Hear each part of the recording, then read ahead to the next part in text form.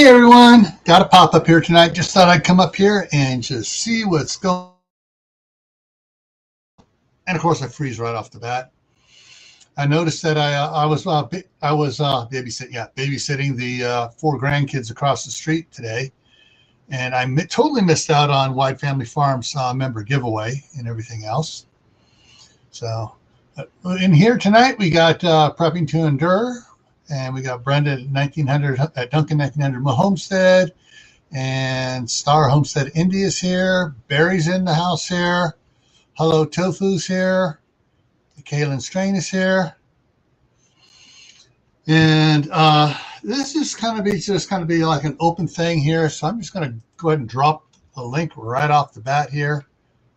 Maybe if I hit the right keyboard here to copy and paste. There we go.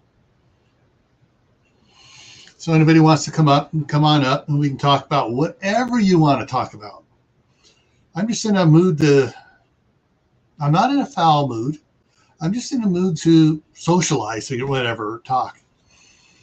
After dealing with a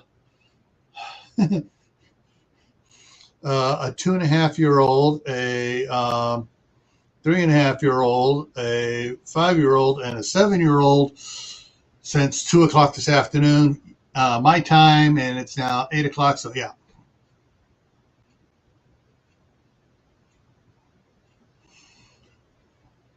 Gear, go on up. Oh, Gear's here. Hey, Gear. Just trying to catch up here in the chat here. Yeah, so anybody wants to come up here and talk about whatever you want, got side chat. If you want us to talk about something, throw it out there. It's actually, the weather here is actually starting to look a little bit better. Let me hit the refresh on it here. We're warming up here a little bit here. The low tonight, it gets down to 1. The high tomorrow is at 24, and which is 13 right now. And it was, I think it was about 21 today or 20. And some of the snow out there started melting, which is good because we got that 10 inches of snow, and then we got the another little of polar vortex came down here and nailed us with we had the next night was like minus 42, and then we had a minus 33, and it was ugly for several nights there. Hey, where to begin, Homestead?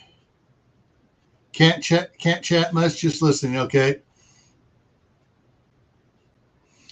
Yeah, so one of the things my son-in-law has a computer over there that he never cleaned, never blew it out, the dust out of it, and that's a dusty house over there. And when it started acting up, he just unplugged it and hasn't plugged it back in. Have you tried cleaning it to do it? Oh, no. Because there's so much more stuff we could do for the kids over there if the computer was on there. And Barry says it's 27 degrees where he's at. But for those of you that missed last night was on the giveaways. I got a little funny and got it all straightened out. But so Brenda says they hit 34 today, heat wave. LOL. 25 right now. Got it all straightened out, and then we just started talking and started going, and 3.5 hours after starting, we finally wrapped it up last night, which is I like it when it goes like that, and when I didn't realize what time it was, like, dang, we've been talking here for 3 hours, and it took another half hour to wind it down. But yeah, I'm gonna see about convincing them to be able to hook up one of their little laptops to the big the big TV they have over there. That way, when I'm watching the kids, I can actually bring up some YouTube videos for the kids that they really enjoyed, namely the singing walrus ones, where they teach the kids how to count and everything, count by fives, count by tens, counting from 1 to 100, and all the other fun songs they do for it. I wish we would hit 40 tomorrow, Barry. If we hit 40 tomorrow, we would lose so much snow off the street. And what I would really like to do is to hit we're supposed to get 36 on Sunday and 32 on Saturday. I would like to see that 36 on Friday and a 40 on Saturday. That way it all the snow and slush will melt, and on Saturday, the city guy then would get out here and just plow everything and get all the slush and ice off the street.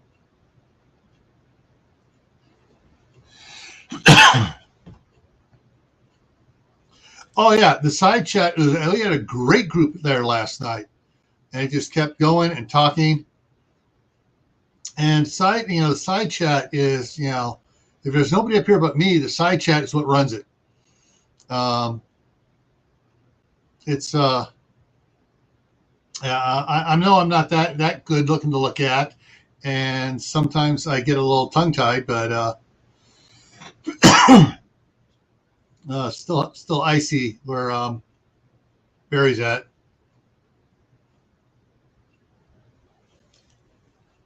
We hit 36 today. Tomorrow our high is supposed to be 28 and 18 on Friday. Yeah, it's that. I've seen some of the maps. There's like little fingers coming down. Like it'll come down here, and then it'll come down there, and then it'll come down. Going across the state. Little things of cold coming down from Canada. Not like that big old last polar vortex where it came down and moved across.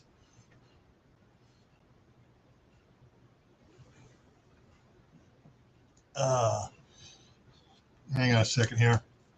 Got to get a cough drop in. I can tell my throat is just starting to tickle real bad. But it's warmed up enough where it, I can tell there's sort of like an edge to the temperatures. When it gets below a certain temperature during the day, I can't keep this house warm unless I'm here feeding fire all the time. And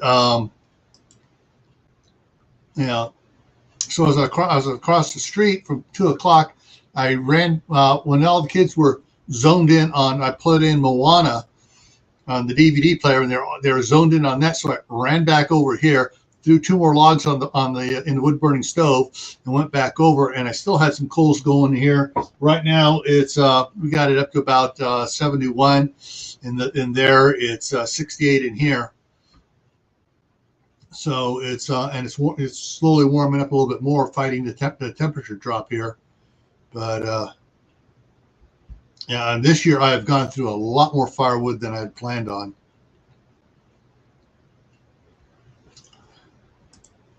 Me too. And as soon as it warms up enough, I hope it will get here in early spring would be May 1st. We can start planting. That's an early spring.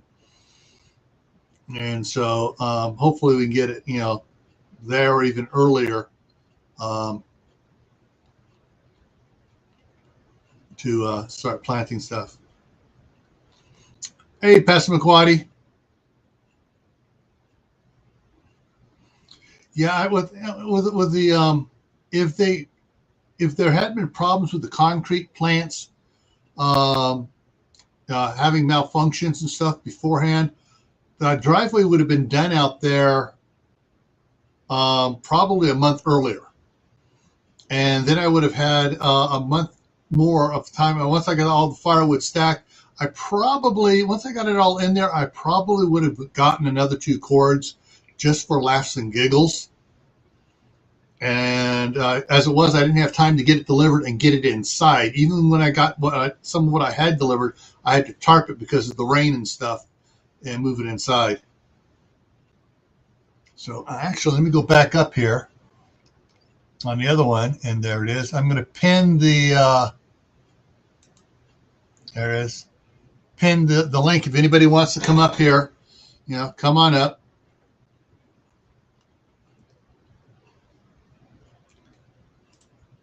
Yeah. Right now we just have the one wood stove in the living room.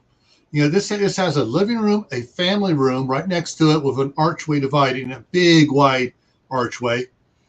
Door. It's not like no doors on it, just a big archway, dividing it. Dining room's right off the living room. But hey, Suzanne, yeah, I just decided to pop on up here. In the back here, my wife actually, I don't know if you guys, how many of you saw the unboxing review I did on the Mr. Heater Buddy that I got from Costco that had the hose and the filter on it to hook it up to one of the 20 or 30 gallon propane tanks.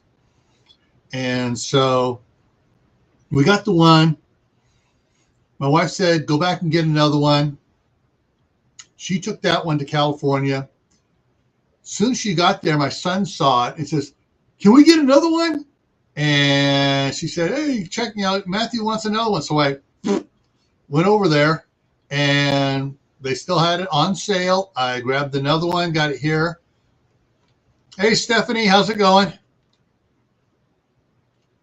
And so right now I have the one set up here. Let me just go ahead and show it to you. It's going to be an earthquake. Oh, no.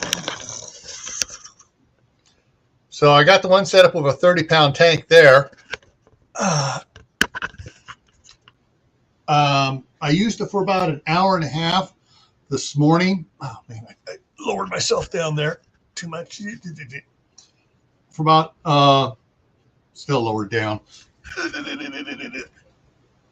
There we go. Now I'm sitting up pretty good. For about an hour and a half this morning, because when I got up this morning, it was 57 degrees in the master bedroom. It was 55 degrees back here in this room. And where the stove or the wood burning stove is, it was 59 degrees. And my back hates it. I got 2 bulging discs. No, 3 bulging discs, 2 protruding, and one a weird one, what they call it a flippy floppy. And so basically, the bulging disc is you got your disc and you got this vertebrae and it sticks out just a little bit. A protruding sticks way out. And the flippy floppy is sort of a bulging, but sometimes it moves over to this side, sometimes it moves over to that side. Where it pushes out, it's unusual. It moves back and forth depending on what stupid stuff I do. Hey, Moon, how's it going? And, things have been healing up fairly well on it. So, and I've, not have had any flare-ups in, knock on wood, in 8 years. But I know when I'm starting to pick something, I become so aware of it all the time. It's like, ooh, stop, straighten up, work the muscles. I'm not going to do that. Can I get some help over here moving this? And so, and so far, I've not, re-injured anything or had it flare up on me. So, but when it gets cold in the house and I wake up and that cold air hits my back, the muscles in my back all just start going tight, and then it pinches the nerves, and I go. And so this morning I got up, I was already get out of bed. I saw the temperature. I have a thermometer unit like this one here, sitting right on top of the dresser right next to the bed. And I saw what temperature was in there. And I go, okay. So I reached over, pulled, while still in the covers, pulled out one of the Hennessy long sleeve T-shirts, pulled it in it, let it get warm first. Then I pulled it over, so I had a little extra insulation on them when I got up. Got the fire going really quick. Turned on the Mr. Heater Buddy in here. I also have a Mr. Heater Buddy in the master bathroom, the coldest room in the house. Turned that on, and I just sat in here for an hour and a half in front of this one, because the one in the master bath I turn on on low. This one I turned on for high, and it got the radiating heat hit me, just kind of kept things going there. Yeah. There, I have another wood burning stove sitting out in the shop. I forget the brand name on it, but it's the door on it. You turn it things and it pulls down towards you, and it's got a little grate in the bottom for airflow. But you can load that sucker up. And Brandon said it was great. He could load it up and it would go all day and night. But the ceramic tile bricks on the side were breaking and stuff, and he couldn't get replacements for them. I found out a place where I get replacements for them at half the price of, the exact same size off Amazon for cheaper than I can from any other places I found, or from the manufacturer.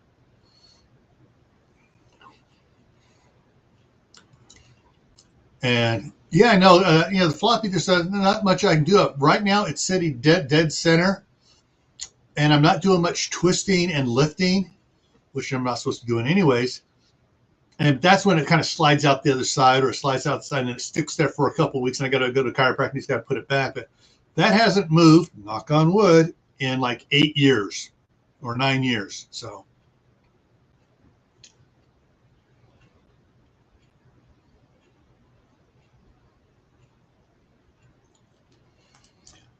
the stopwatch, is that just a plug-in meter thing where you can read, just find out what's running your bill up? Yeah, because those things are really neat. I have the brand called the Kilowatt, and like right now, because of what everything did with the 10 inches of snow, and then the real bad freezes, I turned on the heat tape again, and I had it on for I turned it on Friday afternoon. Turned it on Friday afternoon because the downspouts were starting to freeze up. And so because the heat from going up was melting the snow on the bottom, and it was running down the roof shingles and then into the gutter, and it was starting to freeze in the gutter and stuff. So I turned it on, and Friday afternoon, and that was still prime time, but I needed it on. It needed to get on, and a lot of the water was running out by the time it started, where it would freeze again. And then all weekend was the low rate here, because we're on a meter time. So from 10 p.m. to 7 a.m. is the super cheap time, and the rest of it's more expensive. And so I was using it then, and then Monday morning about 8 o'clock, oh crap, I got to turn them all off. So I ran out and I turned all off. And then yesterday evening, I had to turn the one on the front here back on, because it had the rest of the snow there being on the south side, it had melted, hit the thing, and the downspout was about frozen again, solid. So I turned it on, and everything came flooding out of it. And I'm leaving it on tonight. I'm going to turn it off early in the morning, because that should have everything gone. All the snow is pretty much melted off of that side of the house.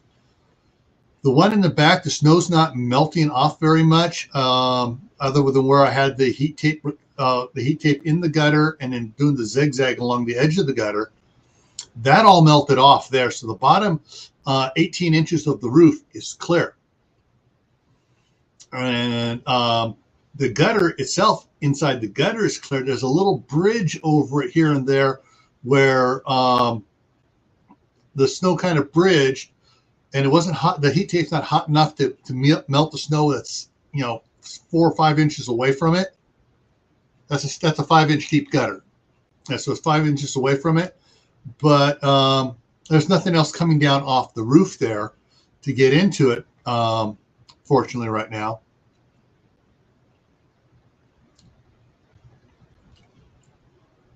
And so it was, it's just, if I could, I would probably get next year. I may get a bigger ladder so I can actually get up on the roof with one of the big EcoFlow, not EcoFlow, EcoMax, whatever the blowers that they have the ads for that are battery powered and blow really hard. Get up there, and then I can just walk across the peak and just blow all the snow off, where it doesn't even go down into the gutter, and just blow most of it off and be good.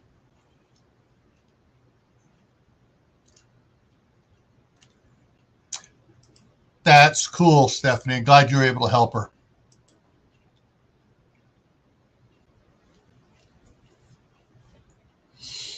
Yeah, but yeah, so this thing I've talked to everybody, and some of the people in town have been posting on I Love Firth, which is the exact same size town across the street, but across the highway. But they have a Facebook group. Nobody here has one for basalt, but some of the people posting that all the time, and everyone's talking about this being the coldest they remember it ever. Curtis, my neighbor across the street here, the one that has the couple of the skid steers and the sawmill, and he's saying, yeah, it has never been like this to his or his wife's memory from when they bought that place, and they'd been there for several years before I bought the other one in 2016.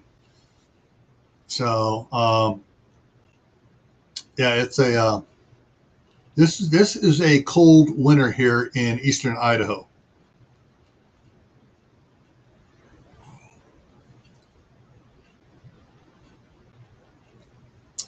Yeah, you're kind of lucky on that, Kaylin. The management's apartment management's responsibility for that. Some places have good management, some don't. And what's weird is I've learned this from my wife because she's an accountant for a property management company. Each account has its own property manager that works for the management company. They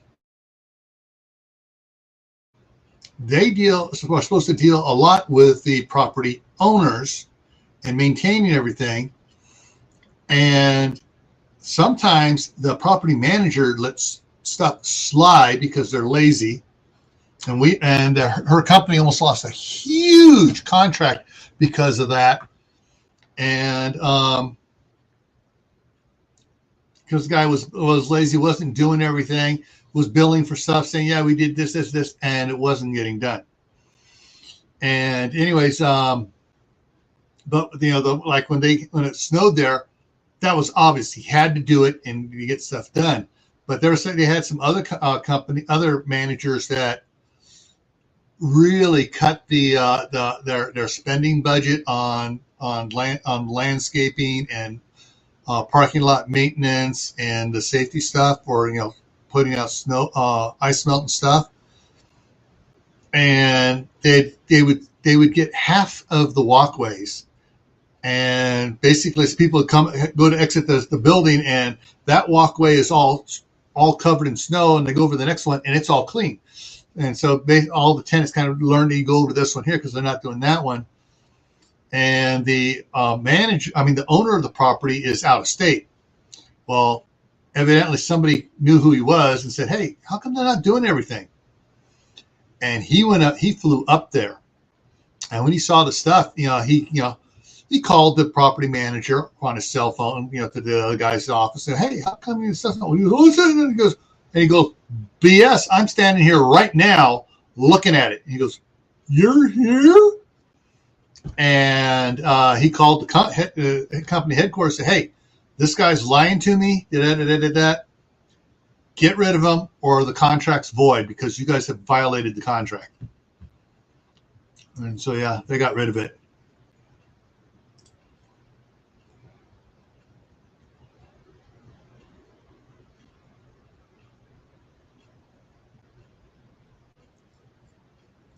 Yeah.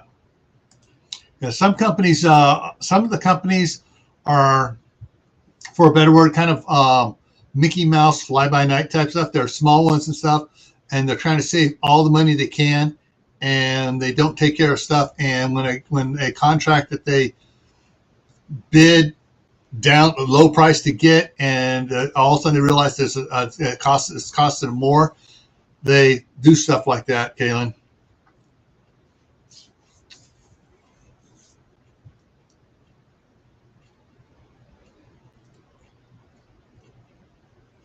Yeah.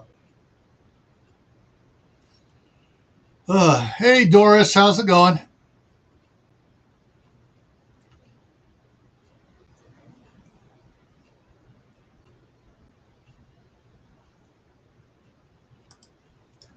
Yeah, getting people that to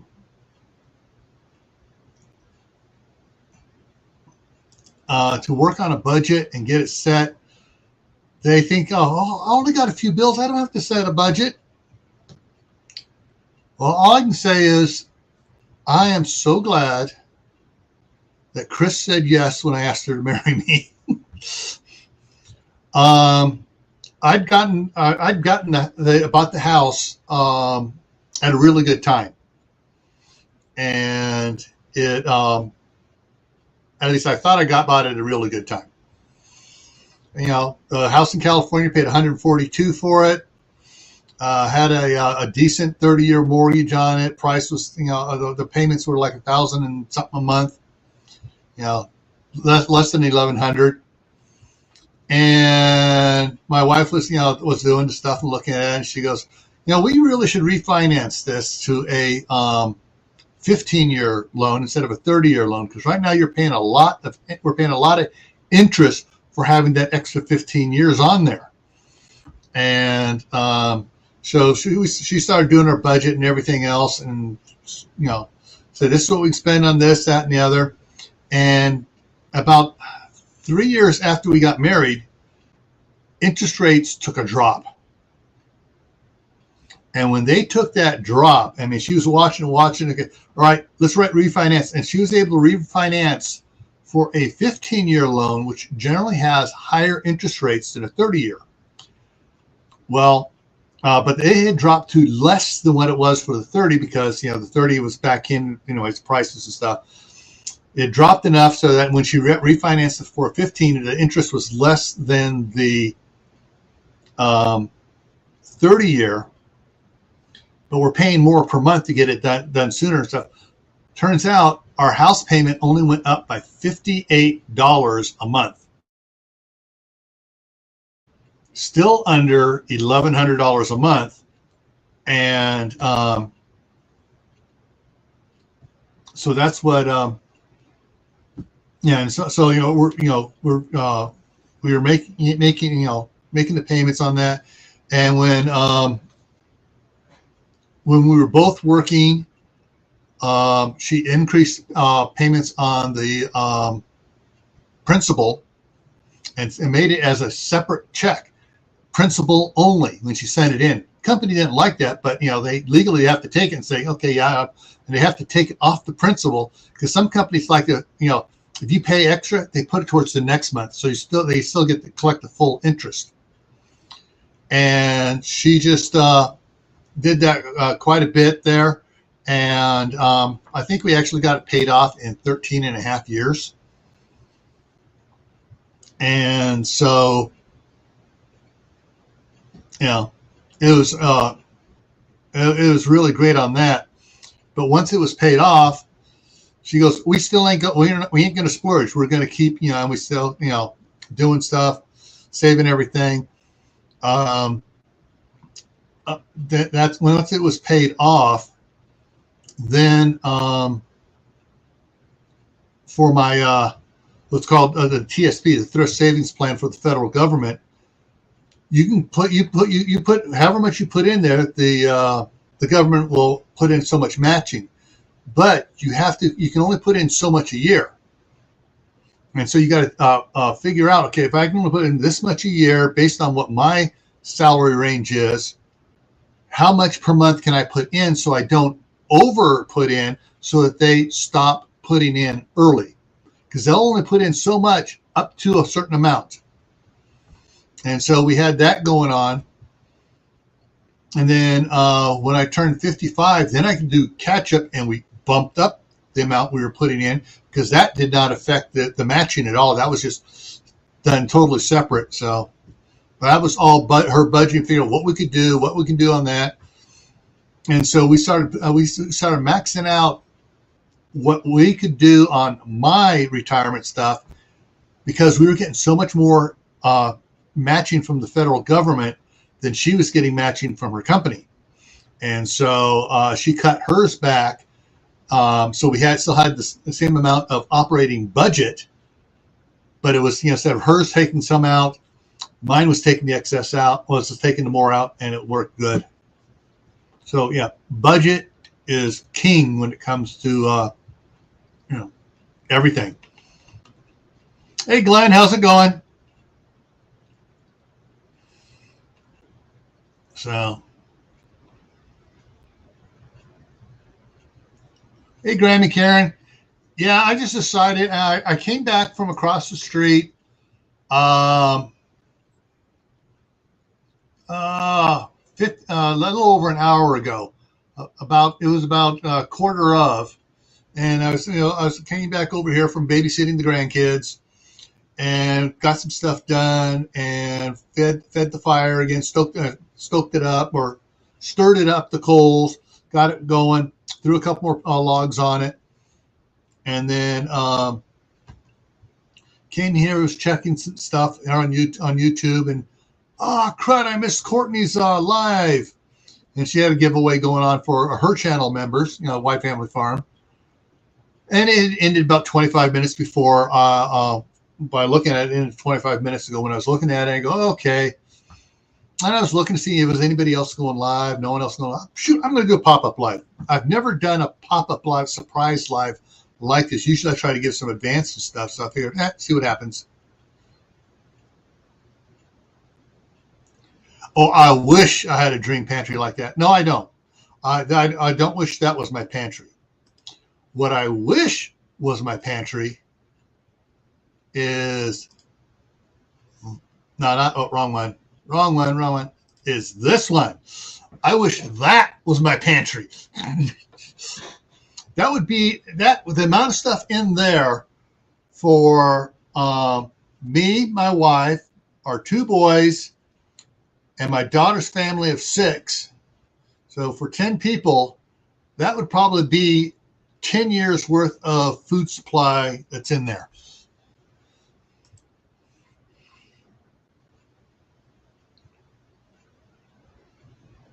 Yeah, I saw the Broussards were live earlier. I got in there just as they ended.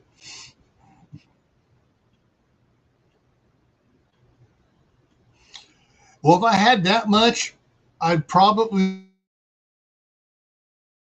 froze. If I had that much food storage to go in somewhere, we would have another cargo container and move all the extra stuff out of the one side of the shop into it, and all the firewood into the other cargo container, and have all that stored in the one side of the shop. Because everything there is impervious to cold. Anything that we have that's not impervious to cold would be inside the house. All right, so how many people I got here? I got 15 people in here. All right. So, for laughs and giggles, let me look something up here. If anybody was there last night over on Gray Man Prepping, might have an idea what I'm about to pull here.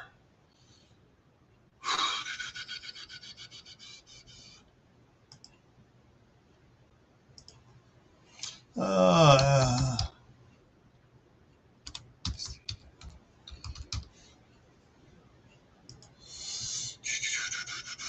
see, we have it here.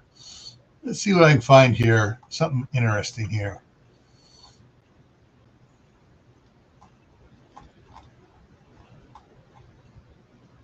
You just do it this way.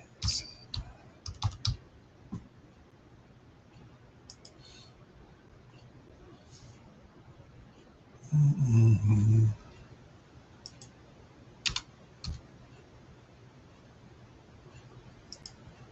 Let's see what comes up here.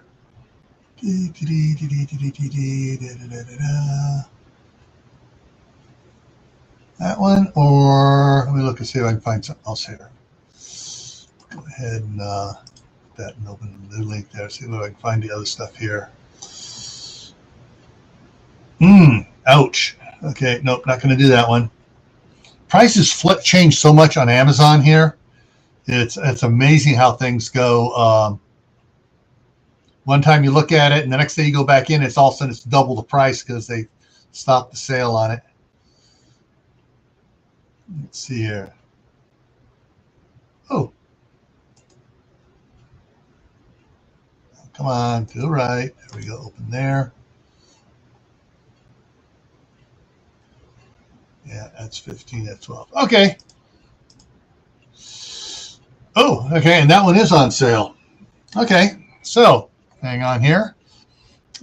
Present, share screen. Okay. So, the Zippo fire starter.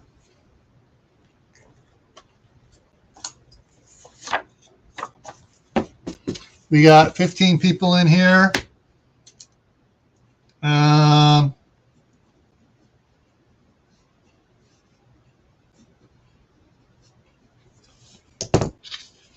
Hey, Dr. Fish, how's it going?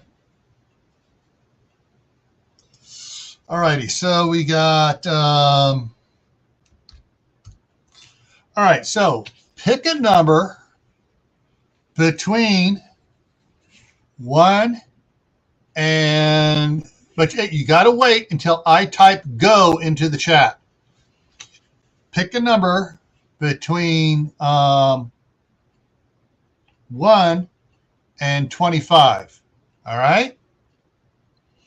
So wait a second here. Let me get everything set here.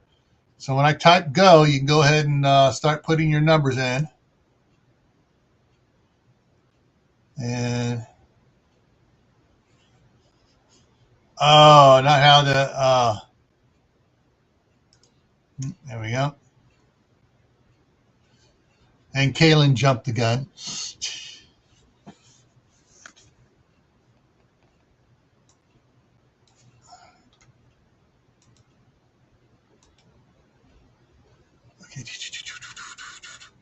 Okay, scroll back up here and go. I'm going to go scroll through it slower tonight. And let's see here. Sure, it's jumping on me here, so I'm trying to make sure I don't miss it here. Okay. 11. So, Suzanne. Got it.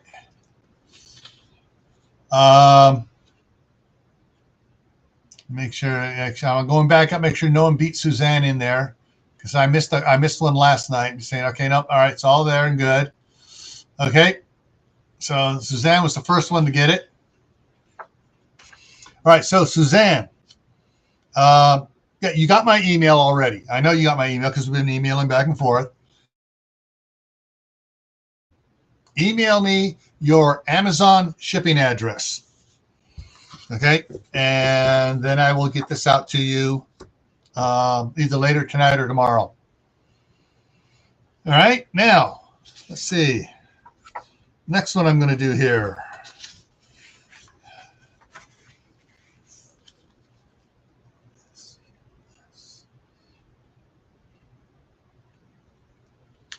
I'll put it, make sure on it so I know who got it.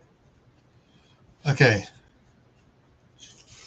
The next number here for the because that's actually, so hang on, I got to move this over to a this is on Camppatton Family Compound, so I'm going to throw it in the Camppatton Family Compound list and drop it down. So here's the next one I'm going to give. I'm going to send out to somebody. All right, let me see what number I'm going to put on this one here.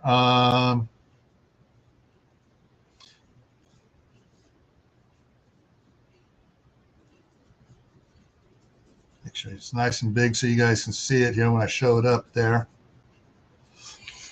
All right, so wait for me to type go. Yes, exactly. Don't forget to say what it was that you won. So for Suzanne, it's the Zippo fire starter. Hey, our cabin in the woods. So for the fire starter survival tool, the ferro rod. Got that ready. Let me get down here. Wait for the typing to show up of me saying go, not me just talking about it. When I actually, it pops up in there.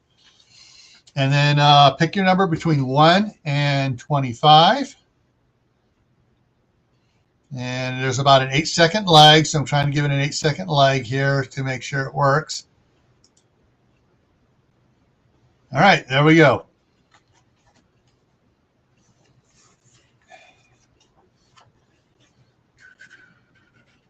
Wow, boom, boom, boom. Okay, 20, looking down, looking down, looking down.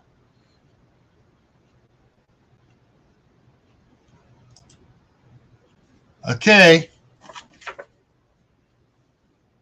24, and I got to go up now and see if any, and make sure that nobody beat, that I didn't miss someone before Doris.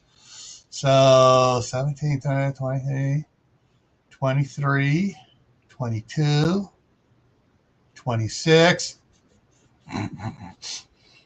Oh, that was it. Doris had it. Okay, it's verified. So Doris, down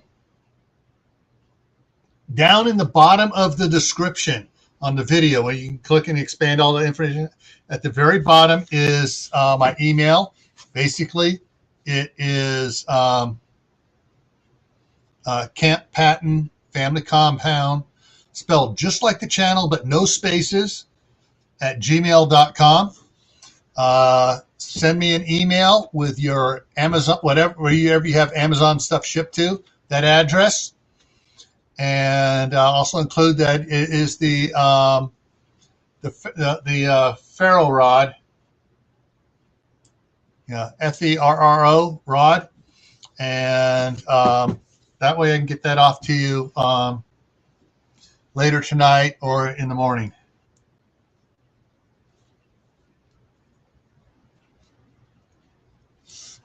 All right, okay, and down to new comments. Yeah, I've used those too. They are absolutely amazing as well, Jeremy. Yeah, the 24 showed up after her. I noticed that a lot of times. Someone will do one, and everyone will start copying that number, or they're just thinking about it, and they're just not looking. They're just typing numbers in, trying to get it.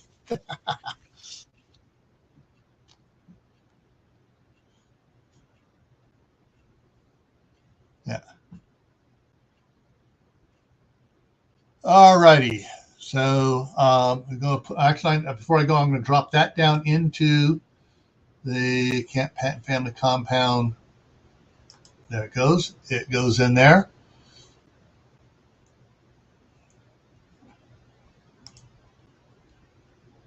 Yeah. All righty. I just wanted to throw something out there. And so at the top, at the very top up here is the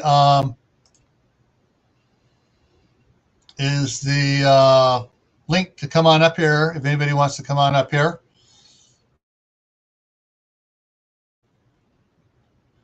I think everybody's kind of shy. You know, nothing to be shy about. If you've never been up on a live stream, this is the type of live stream to come up on.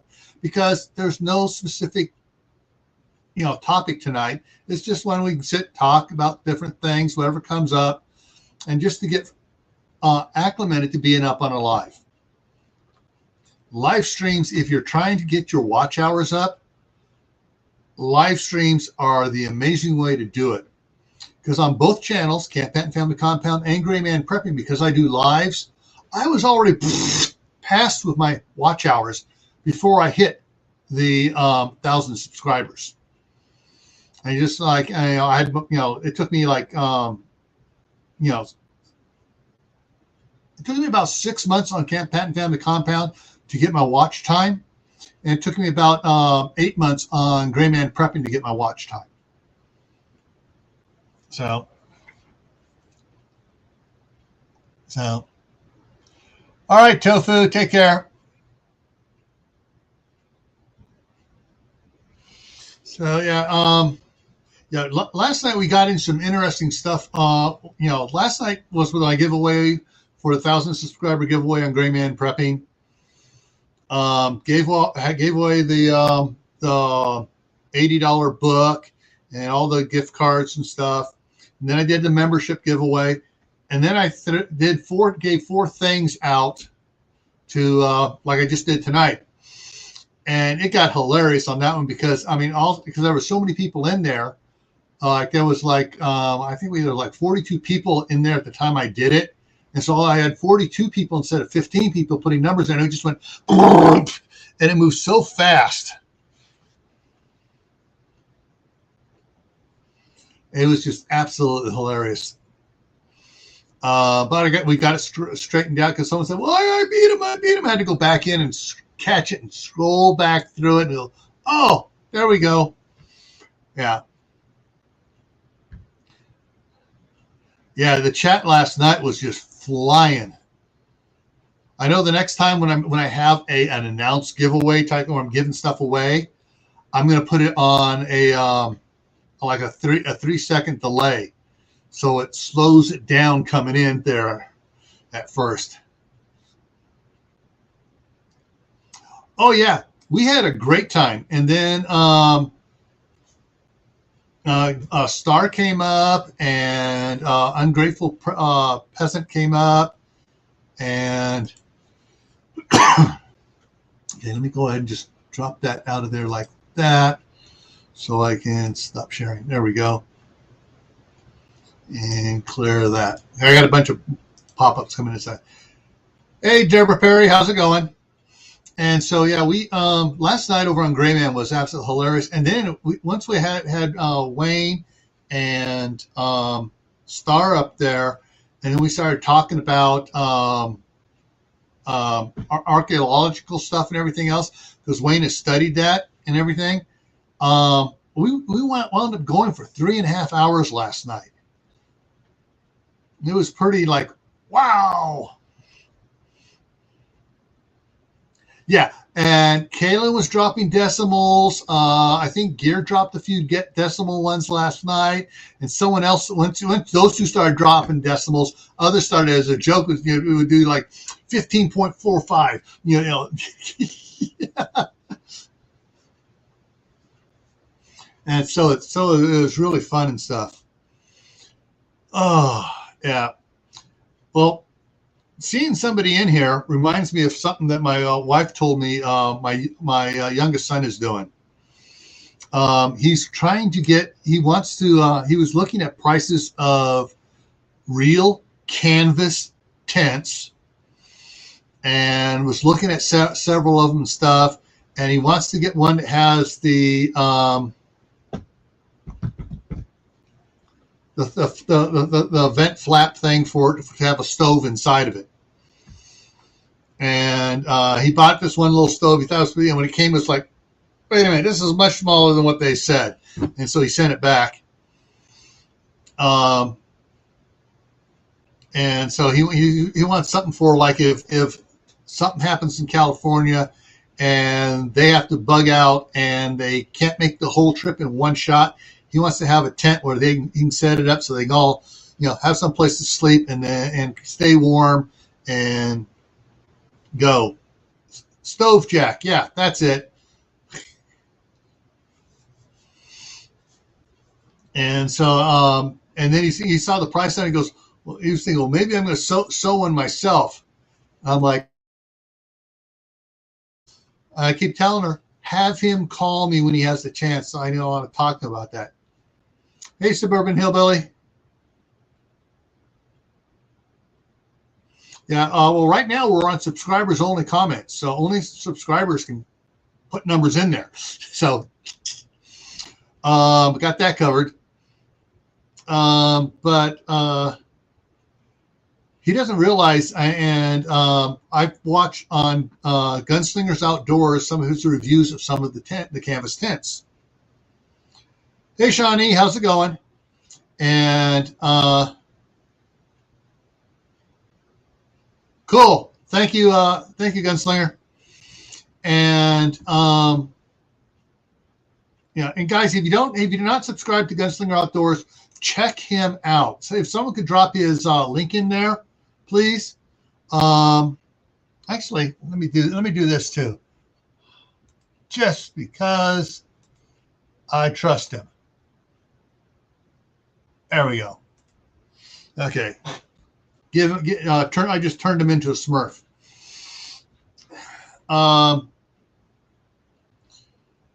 Check out. He's reviewed a lot of different tents and boat stuff and gear. I mean, gear.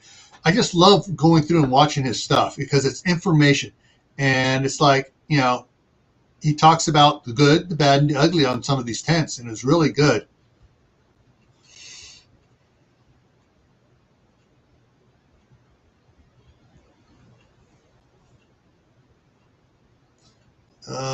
Okay, and let's see here. Oh, let me check something here out here.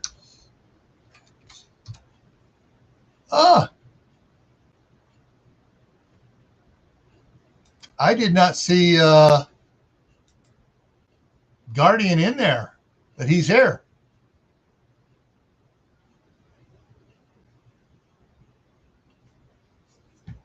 All right. So, cool. Thank you, Brenda, for throwing his link out there. But yeah, so my son, all right, is going to be. I'm doing the math here. He's going to be 24 this year. Yeah, I know those your latest shorts have been most excellent. Yeah, I'm dating myself. Most excellent, man. All right, what movie was I quoting? Anyways, and I really like those your latest shorts. Oh, by the way, everyone, today shorts are now monetized, but you got to make sure you're marking them as monetized. For the last 6 months, since they said they were going to do it, about 5 months ago, 6 months ago, they said they were going to do it. I went back and monetized all my shorts already, and every short since then has been monetized. So when they and someone's been going back and watching some of my older ones today. And so, boom. Yep. Barry, you got it. Bill and Ted's Most Excellent Adventure. And yeah, so I got to get my son talking to somebody else besides his old man. Yeah, I know he will love your channel, especially with your avatar. There, he'll absolutely love that stuff.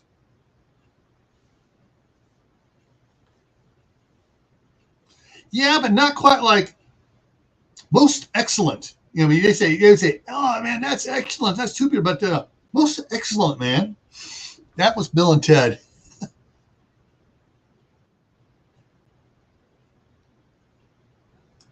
Hey, Gear, how's it going?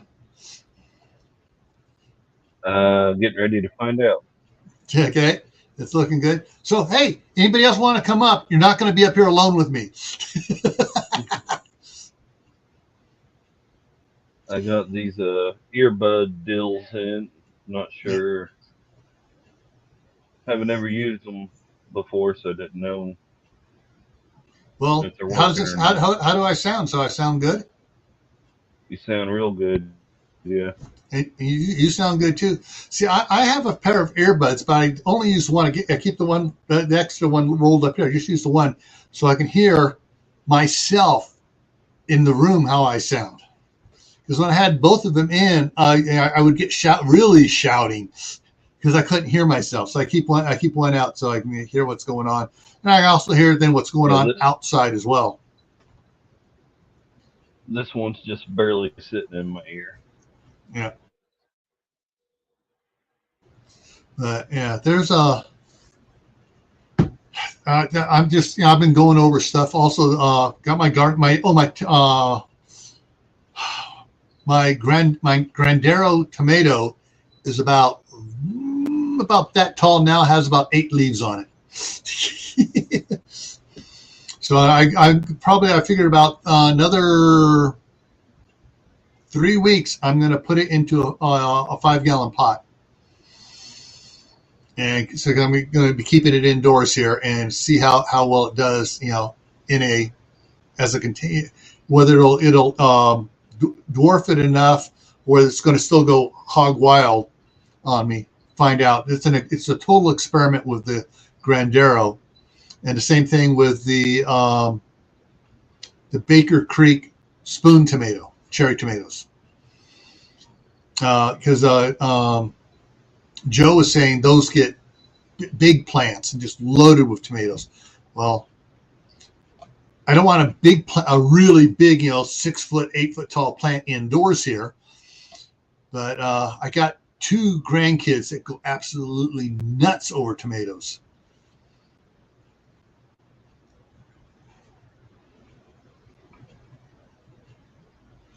They'll like those. Stand there picking them. Stand there picking them and eating them until their stomach starts growling. No, actually, they know. They do not pick them. They'll come to me and say, "Can I have some tomatoes?" And we go over there, and there's several different ones. I go, "Which ones do you want?" And I'll start picking them. Okay, any more? I'll pick until I think they have enough, like a little small bowl for them. Then I'll give them to them, and I'll divide them between if both of them are here, I'll divide it between the both of them, and let them eat those. And usually, once they're done with the bowl, that's good. Then they'll ask for some chips or something else, or raisins or something else like that. But yeah, and my lettuce is getting about that tall, and I got some of them have 3 or 4. Well, 4 or 6 leaves coming out. So we'll be seeing what those how those are going to be doing. I think I'm going to have to throw 2 more light bars in there on the lettuce, because even with I got 3 light bars above them, and I got the space blanket mylar reflecting material there reflecting the light back. But I think I need to add a little bit more light to them because they still look a little leggy.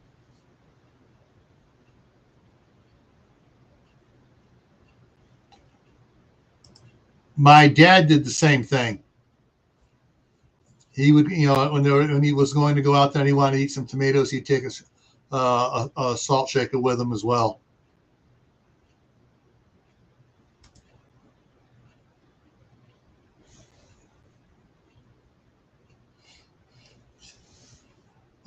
Yeah. One of the things that I wish I could, get some more stuff done this spring enough to. But I gotta make several trips to California this year to bring stuff back. My wife has said I gotta come, and I gotta get back. What was that? Gear, what was that? My salt shaker. Ah, cool. And during the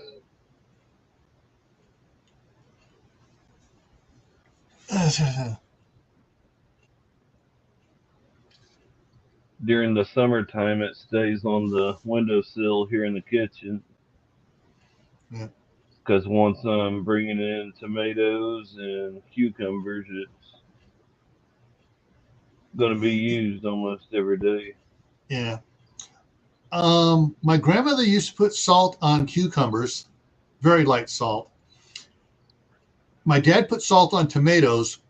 I never really, I never really liked adding this. I just rather just eat the tomato plain. I never salted my tomatoes or my cucumbers, but I would, eat them plain. But I would also lately, the last 15 years since Costco and Sam's Club started doing it, where they had the real bacon bits, if I was going to sit down with a couple tomatoes and some cucumbers over in front of TV, I'd scoop out some bacon bits and toss on there, and take a bite, toss a couple bacon bits in my mouth. Bacon and tomatoes just go together so well.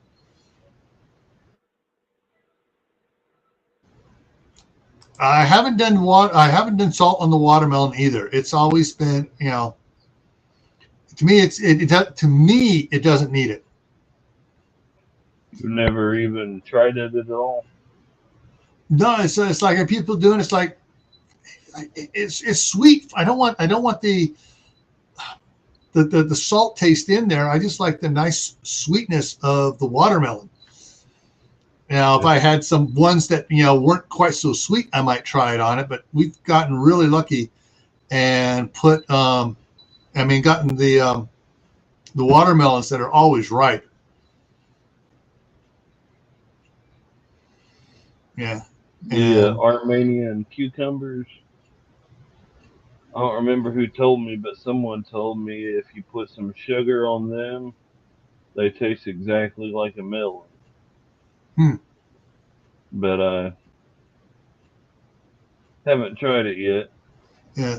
And the same thing goes with the cantaloupe and the honeydew melons. Never salted any of those. My dad loved honeydew. He wouldn't salt the honeydew, but he salted tomatoes. My mom didn't salt any of the food, any of the stuff coming out of the garden, unless she was, cooking it up. Like maybe if she's taking tomatoes and making a tomato sauce or whatever, she'd salt that. But yeah, I know. I want some BLTs too. Except now I'm trying to do cutting back on my bread eating and the carbs and stuff. So I got to get some good couple leaves of lettuce, lay it on there, smear a little mayonnaise on it, put the bacon and tomatoes inside that, and roll it up so it's like a lettuce roll up. Oh, has anybody had problems with their chickens? Totally stop laying eggs, where normally you would still get a couple eggs from them. I had to talk with my daughter this afternoon. They're still feeding the crappy stuff to their chickens. And I told her, hey, you need to either totally stop it or you need to get protein out from them. And see if the protein fixes it, then we know it's just the fact that they reduced the protein in the chicken feed.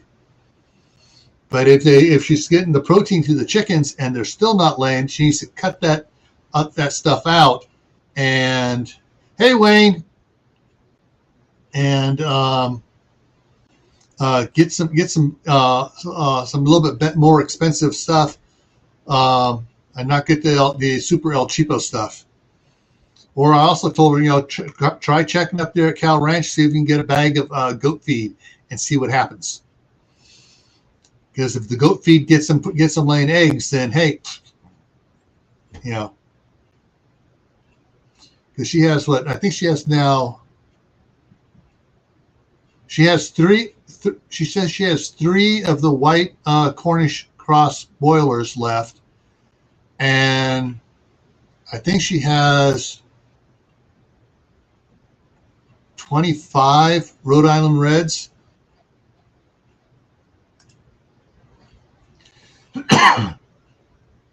So, I don't, the last time I ate an egg, just an egg, like 15 years ago. I would use eggs in making the pancakes and waffles, making French toast. That's different. I mean, to me, it's cooked different. In cakes and stuff, eggs are fine, but an egg on the plate for me Ever since I was a little kid, I went and cracked one open and a chick was inside. Ugh. Yeah.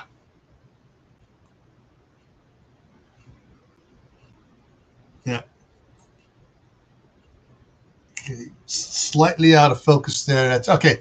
Hoeing ain't easy. Oh, that's a good one. So yeah, it's a. Speaking of,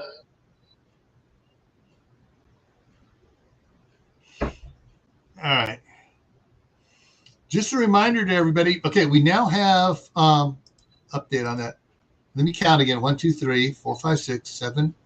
1, 2, 3, 4, 5, 6, 7, 8, 9. So we have 9 people that have signed up for the weight loss challenge.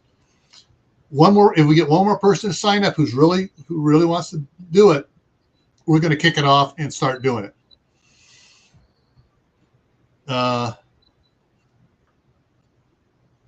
No, Brother Donnie. When that chick hit the pan, my stomach, what was in my stomach, came up. I just couldn't do it, and I got,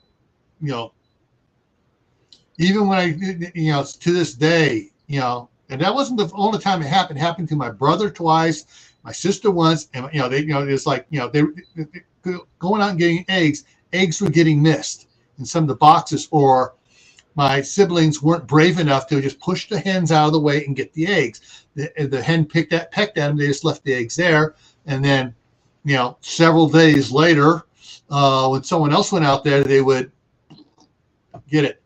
Okay, what are the details of the challenge? Okay. Basically, we're going to do 2 teams. Hang on, let me get rid of that one and bring this other one up here. Hang on. Is that going to show it? No, it's not going to go over here. Let me bring up there we go. Weight loss challenge. Okay, I want to get this up on the other side here. All right, so there's going to be 2 teams, 2 team captains. Garden Warrior Q is going to be one captain, and Wayne the Ungrateful Peasant, who's in the side chat here, is going to be the other one. All right. It starts when we have 10 people, and so we have 2 teams of 5. It's not individual weight loss that we're going to get reported to anybody but your team captain. So, example, let me pull it up here. Actually, I got to represent because I pulled that down. Share screen.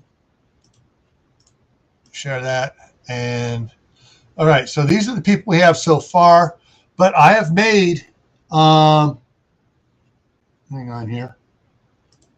I've made some tracking sheets for each team.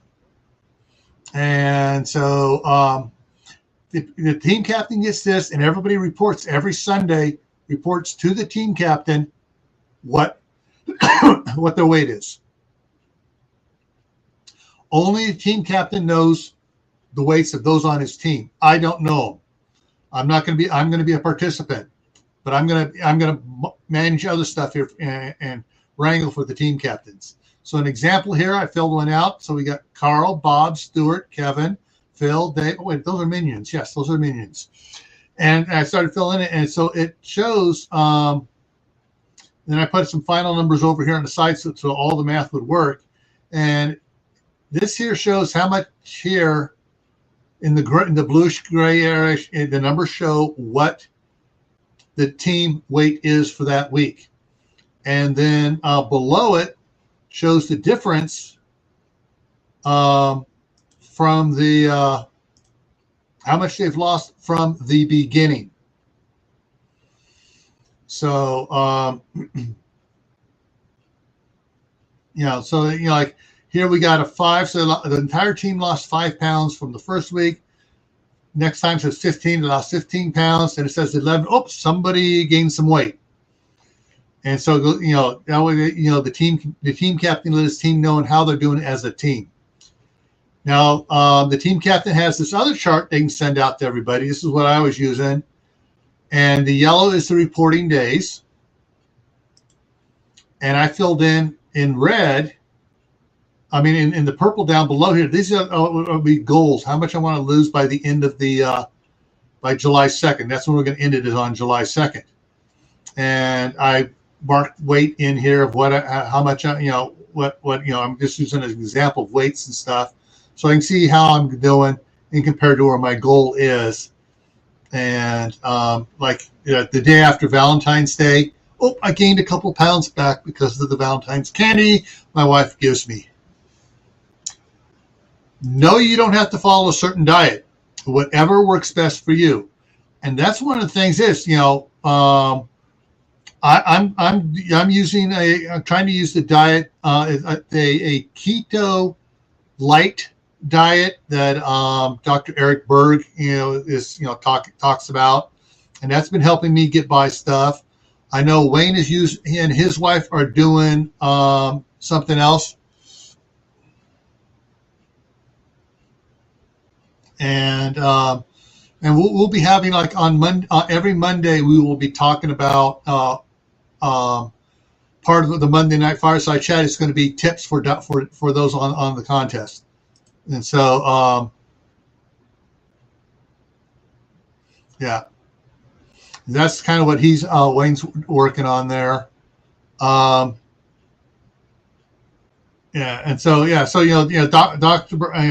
Eric Berg is cool. I'm doing the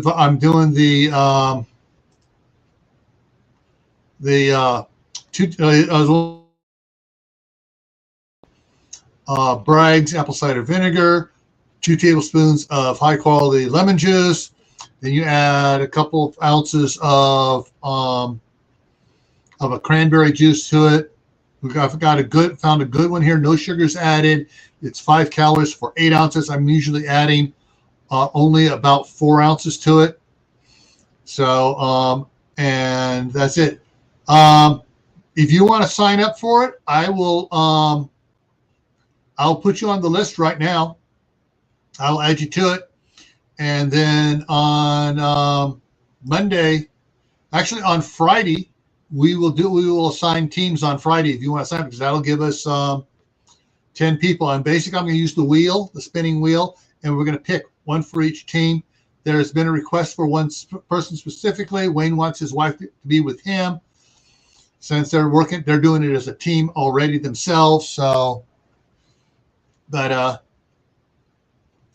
and that's the thing I wanted to do, is make it accountable. Everyone's accountable to themselves and their team captain. And so going back to this here, so if each person can use this. They can put whatever numbers they want in there for what their goal is. Like, my goal is to be down. My actual goal. I'm just doing times here that I'll probably be. I probably won't reach my goal until like July 9th of being 165 pounds. But if I get down below 170, my wife will be happy. I'll be happy. But you type in your numbers, like here. If I type in like where are we here? 194. See, it comes in. I got that, so it comes up red, so you can see where you're at. And so you go ahead and you pre-fill in where you're at, where you want to be at. Figure how much do I want to lose a week. It gives you a weekly goal sort of to do it. Now, most of this is only dropping it down a pound, because it's wintertime. It's harder for me to lose weight up here when it's as cold as it is in the wintertime. And once it warms up, I started dropping it down 2 pounds a week. So you can see where that's kind of going to help it out. And Wayne says he does the Bragg's cinnamon green tea. I got to get some green tea, but I want to make sure the green tea I get is not from the land of the red dragon. And I just got to get off my lazy butt and start cooking more vegetables to balance out with the meats and other stuff I'm eating. The one thing I do when I do the spinach and the broccoli and stuff, I put a tablespoon of high quality cold pressed virgin olive oil on it, and then a tablespoon of a good vinegar, salad vinegar on it. And that, it tastes good. And the CLA. Okay. CLA. What is CLA, Wayne? And that's and when I'm doing, especially when I'm doing the spinach or the Swiss chard, rainbow chard, it flavors it up and it works great. Grammy Karen wants to sign up too. Yeah. CLA is safflower oil. Yeah. Okay. So Grammy Karen, you want to sign up as well? So, so that's Doris Artman. Okay. So hang on a second here. Let me get this up here. Back to the sheet. Doris, DORI.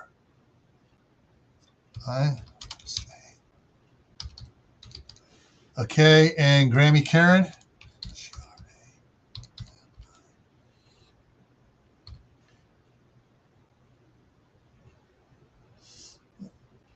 Karen, CA. Okay. All right. So we got 11. So we can do it with 11.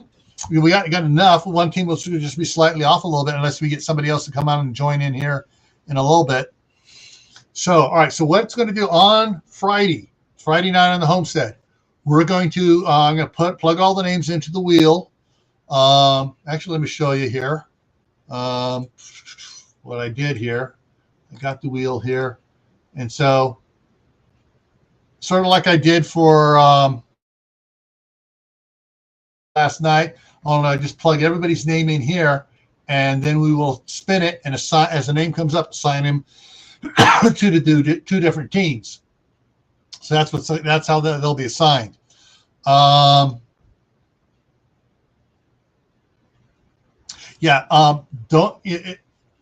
Like Dr. Berg and some of the other ones we're talking about, your first couple of weeks you're losing water. When you change your diet around, you're losing mainly water, and and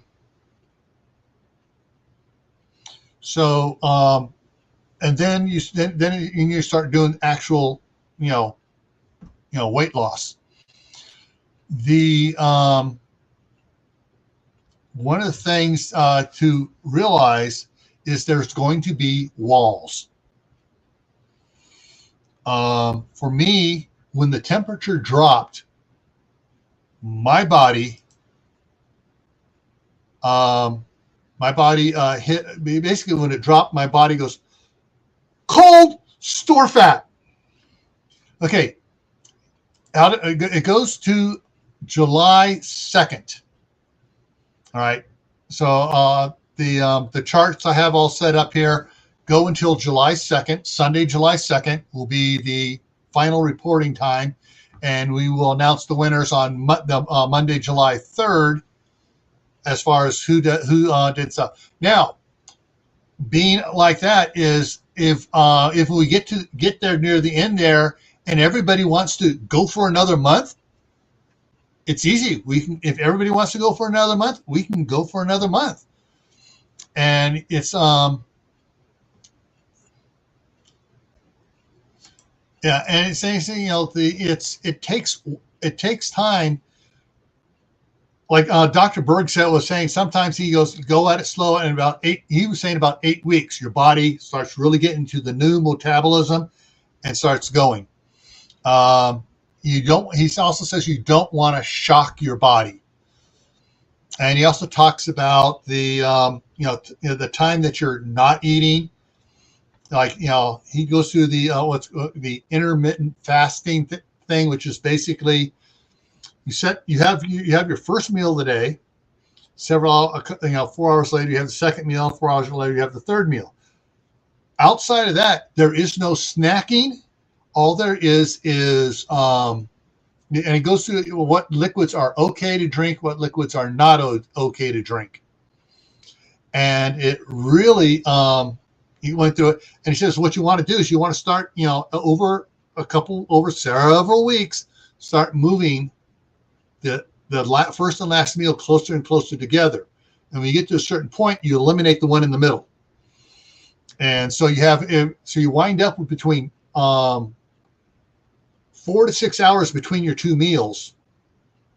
And the rest of the time, you're not eating, but you can drink certain things, even though certain things may have some calories to it and have some protein stuff to it. You don't want to have stuff that has carbs in it. But and when it comes time, I can share those videos with everybody if they want. There's a couple really good ones on it.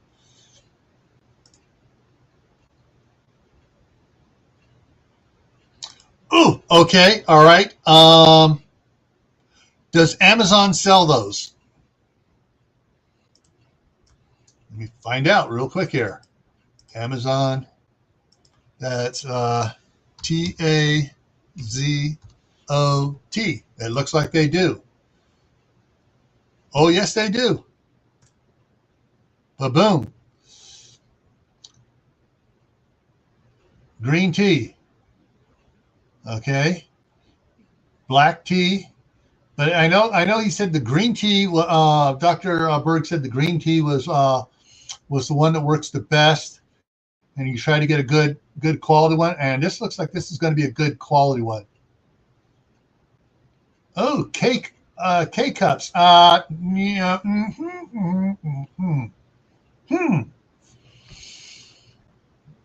have to look into that. Oh, some ingredients are grown in China, however. Okay. Oh, at Costco. Cool. I got a Costco membership. It's probably cheaper than here at Costco. Let me see something here. Let's see. Oh, Costco. Check my local Costco. ZATOT.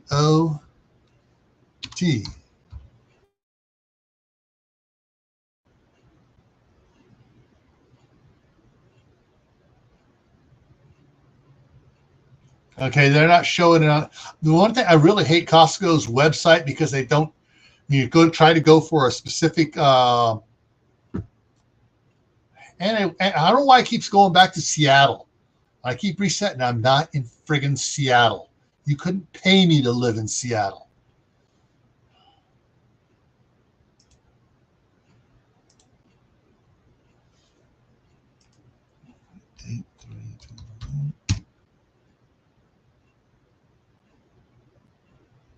So that is my warehouse again.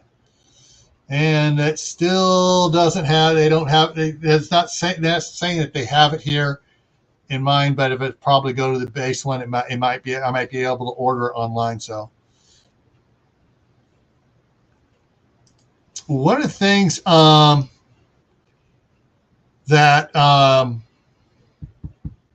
Dr. Berg and some of the other guys were talking about, gals, one's a lady doctor talking about it, is that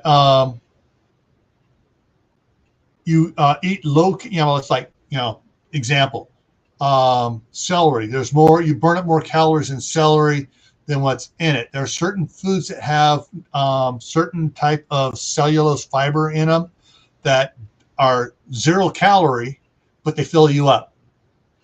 And so you eat enough food to keep your body healthy, but you have the other stuff in there to keep you from eating too much, and it tricks your body from going into starvation mode. Yeah. And so, yeah, you got to, mitigate the, just take this just a regular Costco here.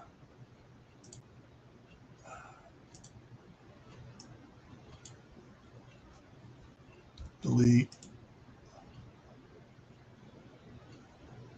Go to Costco.com and see if on Costco.com it has ZATOT T-E green tea. Dang it, took the name out to put all the other green teas in. Let's put it again. Z-A-T-O green tea. Search. No, when online, it's not on, for .com, it's not showing it. But so 13 of them, we got some natural selections. I'm going to show this here for you guys. Arizona green teas and some of these other ones. Kirkland signature tea bags. I have to check them out, read what's in them, whether it's made. So they have several.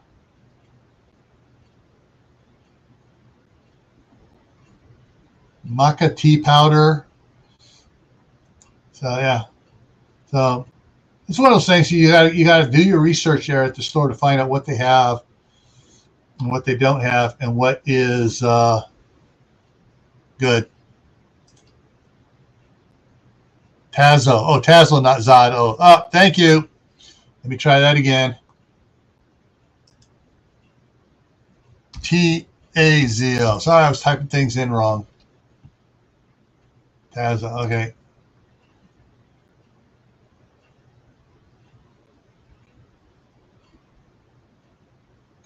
Yeah, they're not. So you can't order it to be shipped to your house. But that showed up a whole bunch of other type of green teas now. Let me see. So I put that up there. It brought up several other types of teas down here as I go down in.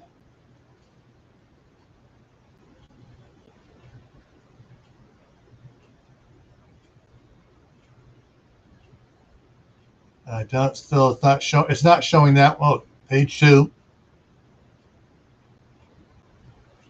Yeah, so it's still not showing that particular brand as one being able to be shipped. So it's probably in warehouse only. That just gave me an idea here. A tea tree.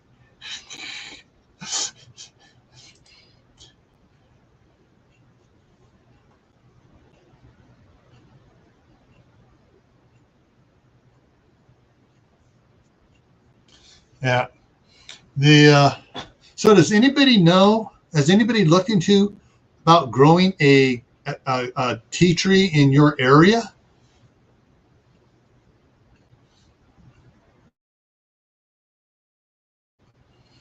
Because that'd be interesting to find out what sort of environment a tea tree grows in.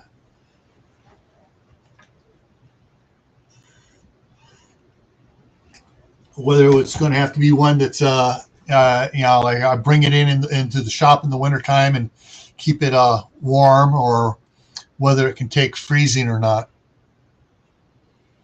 That'd be interesting.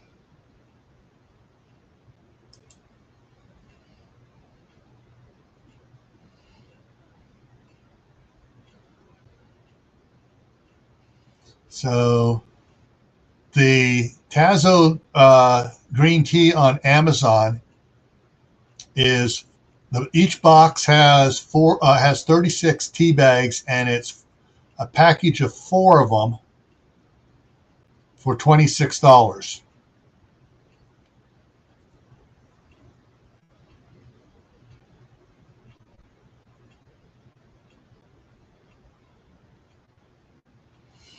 So that may be a quick thing for it. That would be 4 times 36.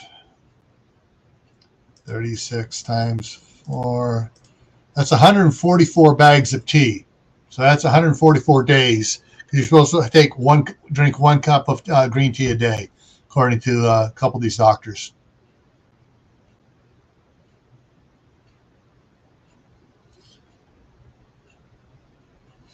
Yeah, one of the things about it, I'd cut my calorie consumption down a lot too, but I wasn't. Part of the problem is that I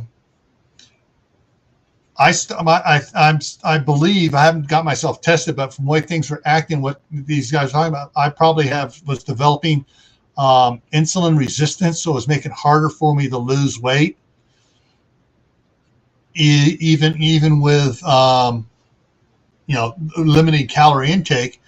But I had to find out I need to not just limit calorie intake, I had to limit carbohydrate intake, and especially carbohydrates from sugars, and most importantly of all, carbohydrates from high fructose corn syrup. I found that for I guess it's about 8 months now, I've been cutting out high fructose corn syrup, and whenever I make a mistake and eat something that has it in it, I know about it. I feel very crappy really quick. So high fructose corn syrup is not good at all for humans. But let me take a quick look at this here. I'm doing a little research here for you guys.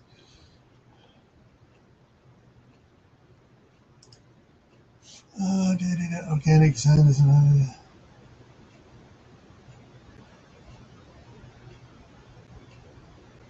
I'm going to do it a different way here. So what type of tree, does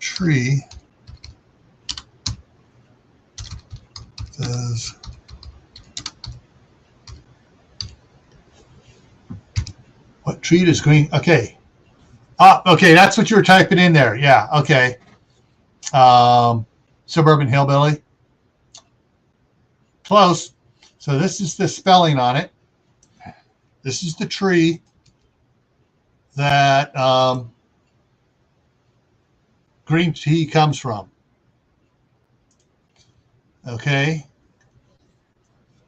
Green, black, and oolong teas all come from the same plant, but are prepared using different methods. To produce green teas from the leaves are steamed, pan-fried, and dried. That sounds like a very simple process. Steamed, pan-fried, and dried, and then you make your tea from that. Okay. So, so what I now need to do is come up here and did it wrong. Control C, Control V.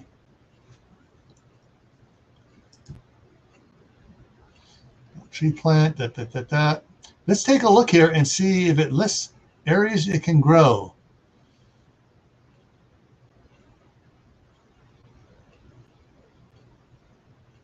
Down to description to cultivation. Mainly cultivated in tropics and subtropic climates. In areas with at least 50 inches of rainfall per year. Tea plants prefer rich in full to part sun, can be grown in hardiness zones 7 through 9. However, the clonal one is commercially cultivated from the equator as far north as Cornwall and Scotland in the UK. So that puts it up equivalent to where I'm at here. Actually higher than I'm at. All right, so if you can get the what it says here, the clonal one. Clonal. You might could grow it farther north up here. So I'll have to check it a little bit more. So yeah.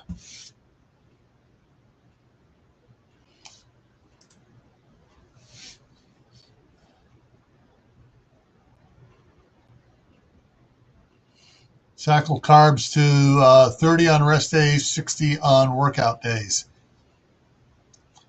Yeah. I just been trying to get mine down to 50 carbs a day, period, and then and then take it a little bit lower once my body gets used to that level.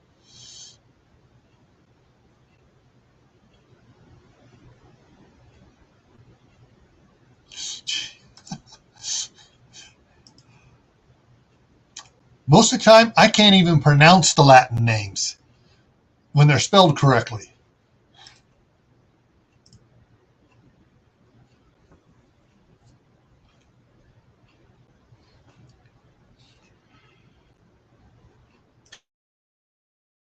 Oof. Okay. Hey, Krabby the Beetle, how's it going? And anybody else that's come in that I missed saying hi to?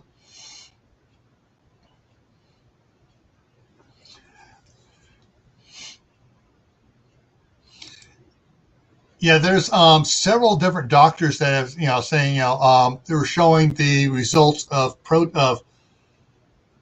carbohydrates, proteins, and quote fats being your oils like olive oils, fish oils, and stuff like that, and how it triggers insulin in the body.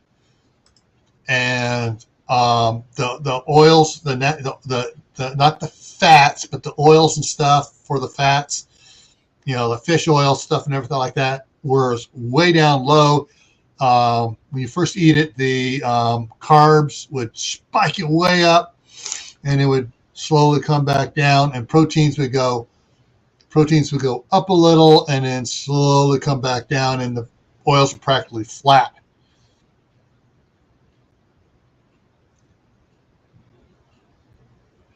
Hey, Denise, how's it going? So, yeah. So right now we got 11. If anybody else puts, you can put it out there. If you could, share it. That we're doing the weight loss challenge here, and if anybody else wants to join, send them on in. The more people we have supporting each other, I think it's going to go easier because there's more information out there being shared. All right, Glenn. See you later. Good night. And yeah, because I know I was doing somewhat okay there until Courtney's ended hers, and then there was no more of the stuff going on, and then the cold hit hard too after that, and made it really hard to do it on my own.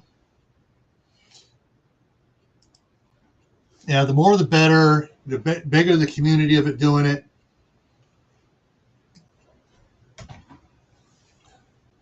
And the better the motivation.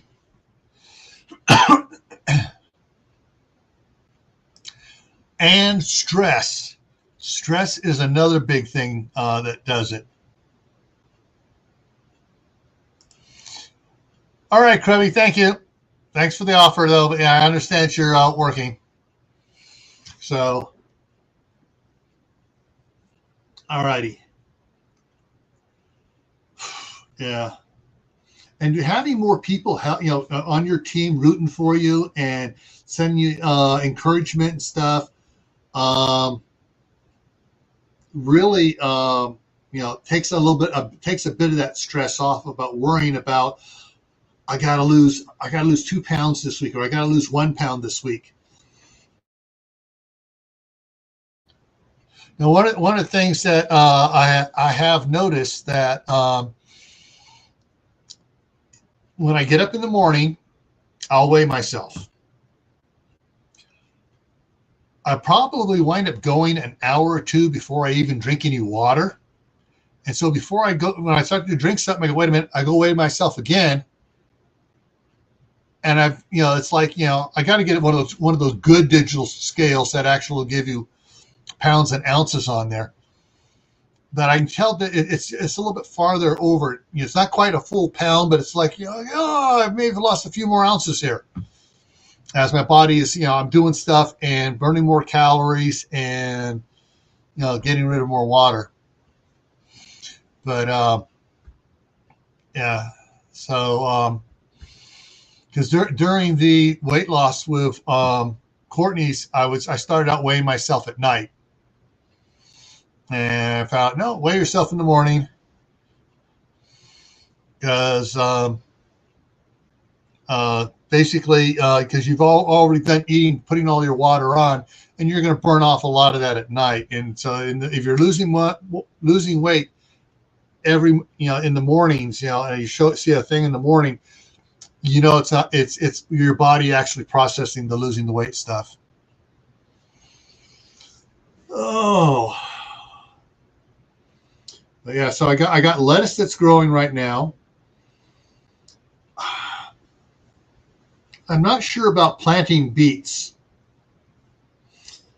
in those little trays I got, because they're a root crop, and those trays are only those gray busting trays I got showed in my video. They're about that deep or so. I don't think that's enough room for beets.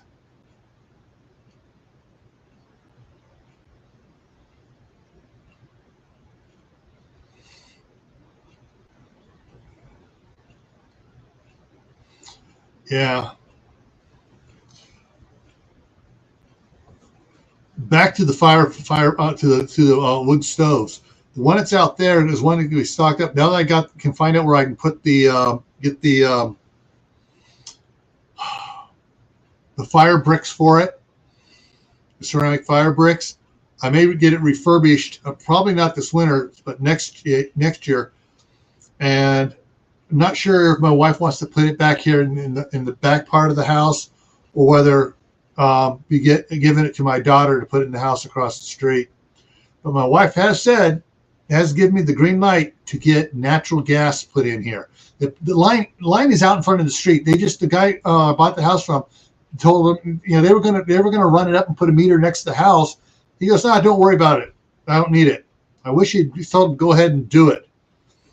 Because even though he never put anything else on it, it would be there. And if it was there right now, I would have run a line in. I would have replaced the hot water heater with a tankless natural gas hot water heater, and that would cut a bunch out of my water bill.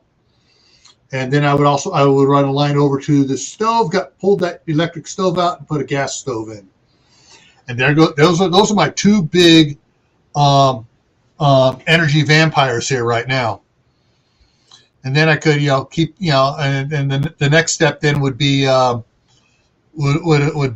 replace the electric furnace, which I don't use right now at all, and put an electric furnace in, and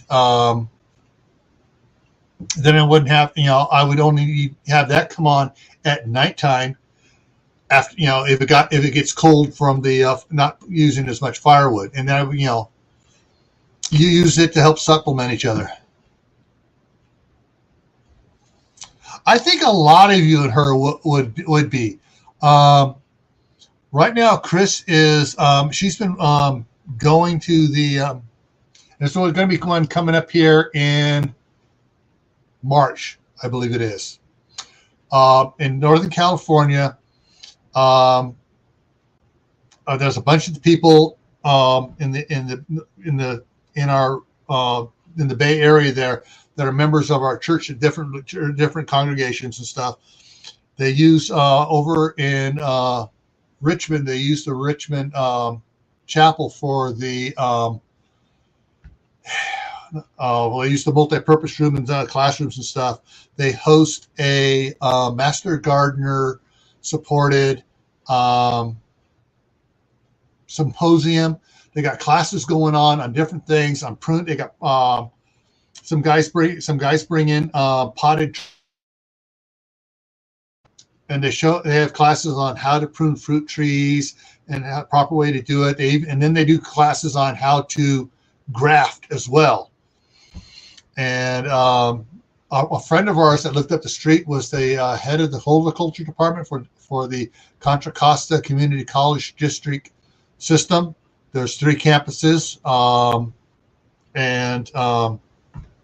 so she had the main horticulture department was at the one closest to us at Diablo Valley College, and she coordinated everything from there. Chris loved going up to her place, before she sold it. She retired, and she's up in northern Idaho with her daughter, And so Chris used to love going up there and getting stuff from her. But yeah, they get, they give, there's several people at these things that give away. There's a guy that grows strawberries, a lot of strawberries, and he brings in a couple hundred strawberry plants and gives them away. Hey, Steph, how's it going? And so, yeah, so that's what, I mean, I should love a lot of you guys, especially if you're a former master gardener. She'd probably love getting with you, talking with you offline on Facebook or on whatever, Messenger and stuff like that. All right. So if you know of anybody else that wants to get on the weight loss, we now have 11 people signed up, and we're going to pick teams on Friday. And so we'll pick teams and do our starting weigh-in on Sunday. And I will get the adjusted. I got to do some adjustments to the spreadsheets here because there's a whole month that's gone on it. So I got to change formulas around, get it done, and then send it out to the team captains. What will happen is, the team captain, you can either email directly to your team captain what your weight is. What I really prefer is at least the first time weigh-in. Just take your cell phone and just get on the scale, take a picture, send it to your team captain.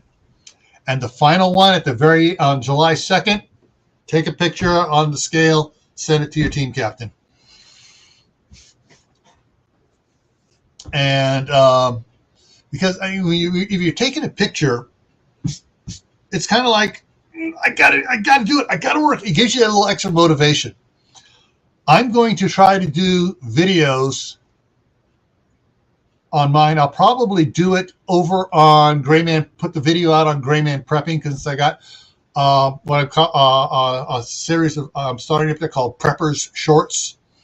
And it's going to be shorts on me, little short videos on me working out and, what I'm eating for weight loss and stuff like that. Not every day, but every couple of days. But that way I can also fire off every Sunday. Okay, here's my weigh-in. So if anybody else wants to get in, we got 11 in now, and we're going to kick it off on we're going to do the team assignment on Friday and kick it off on Sunday as for the first weigh-in. And then on Monday, we will have the first weigh-in number, team numbers reported, not individuals. We're not going to be reporting individual numbers, just team numbers.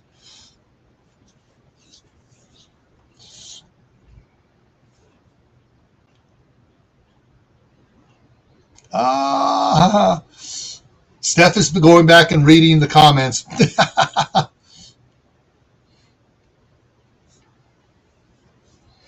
And and anybody else that is, that wants to help out that way with information stuff, we're looking forward to people sharing it.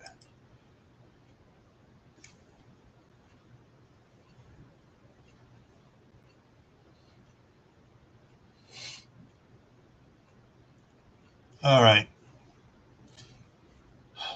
Oh, what else do you guys want to talk about? Anything else you want to talk about?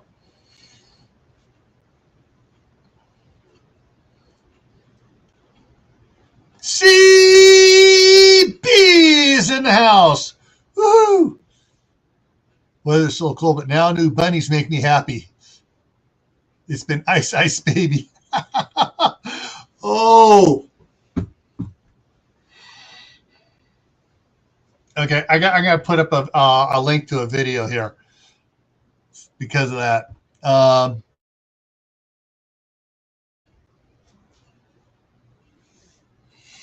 All right, I got to look this up here. Hang on, let me look this up. I got to pull this video up.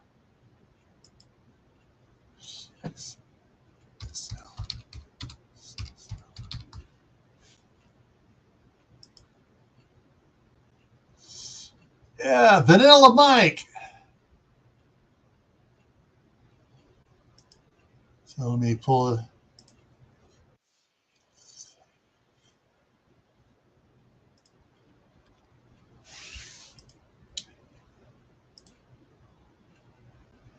Okay, so I put a video out there to the link to a video. The video is called it's a parody by the Merkins, and it's called Slice Slice Baby. Now, I'm not going to play the sound on it, but and right now the music for Ice Ice, yeah. Dun, dun, dun, dun, dun, dun, dun. Dun, dun, dun, dun, dun. Yes. So you got Michael Myers there.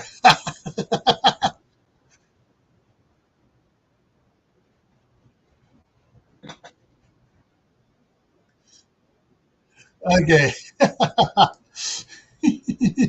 It is funny, and the dance moves on it are good. I mean, the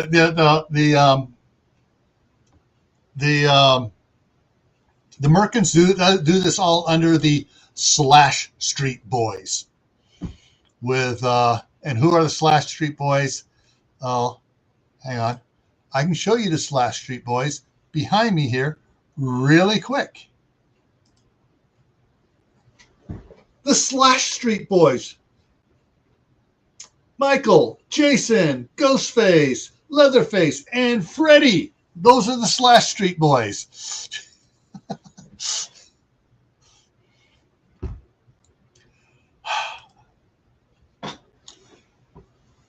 Up until the time I got rear-ended in an auto accident and got my back screwed up, I used to dance. As a teenager and preteen, we used to perform a lot for the Virginia Rose Dance Company in Southern California. We studied tap, ballet, ballroom. Yes, we did Swan Lake. I did Swan Lake. So I don't know. No, Gears made comments a couple times in here, Brenda. But yeah.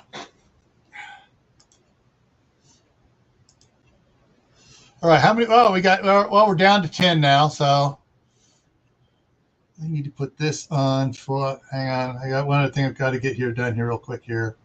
Boom, health. There we go.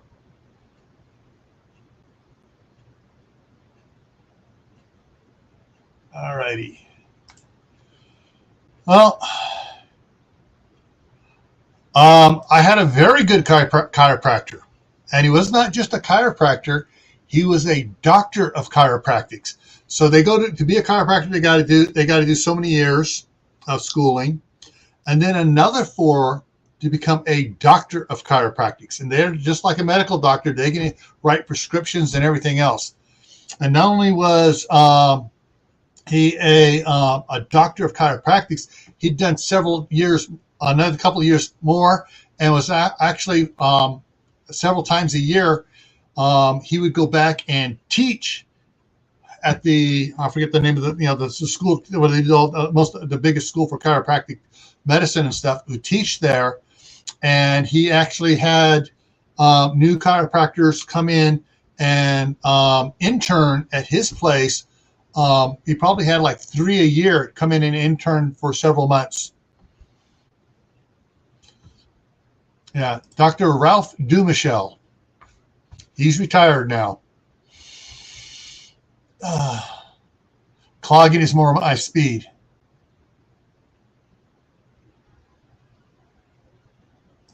Why do I have pictures of your cousins on my screen? That's not my cousin. That's my cousin. That's my brother from another mother.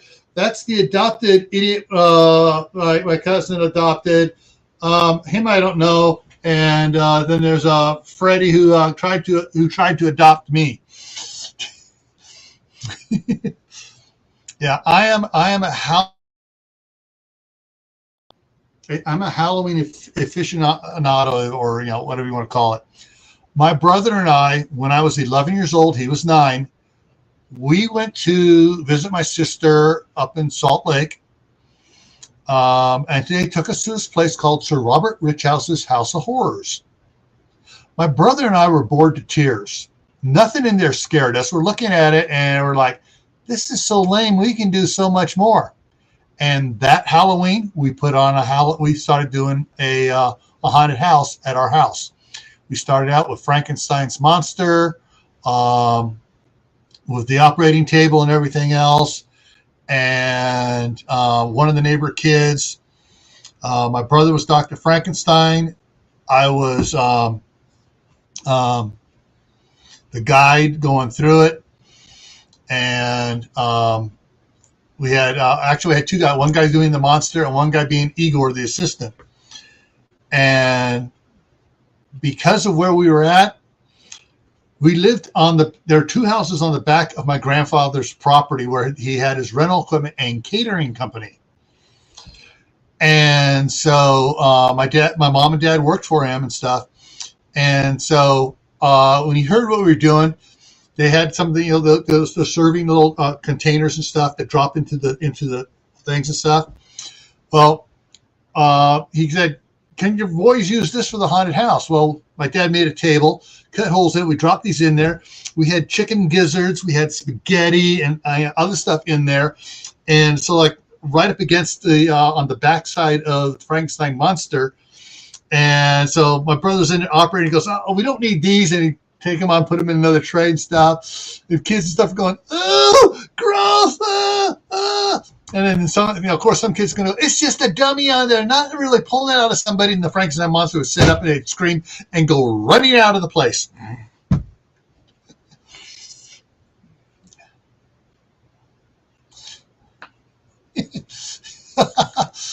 Well, actually, that one does kind of look like a certain person from the House of Representatives who is no longer the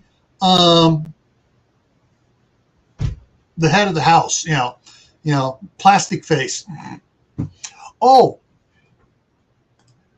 wrong. When my mom was so into it, she went out and was buying stuff for us. And as we got bigger and stuff, we started adding other rooms on our front porch and stuff. And she did Madame Leota. And then when we moved from Southern California back up to Northern California, and we had the bigger property up there, 1.25 acres, we started building a haunted house that was permanent up there. And the short guy in the middle across the street from you, no. Nope. Ghost face, nope. But we actually built a gazebo outside, and we had set panels. We put up on it for Halloween. So it just looked like a regular garden gazebo most of the year, put panels up on there and stuff. And my mom did Madame Leota a couple of years till my sister moved back into the area. Then she was doing Madame Leota, and my mom was being the assistant, bringing them in the door and stuff and everything else. Oh, yeah. We wound up the last year my brother and I did it. We had 45 to 50 people working in it every night, crewing it, okay? The line would go out front, had some zigzags, then it went up the street to the corner, down to the next block, and started around the next block. We were having over 1,000 people a night coming through it. Yeah.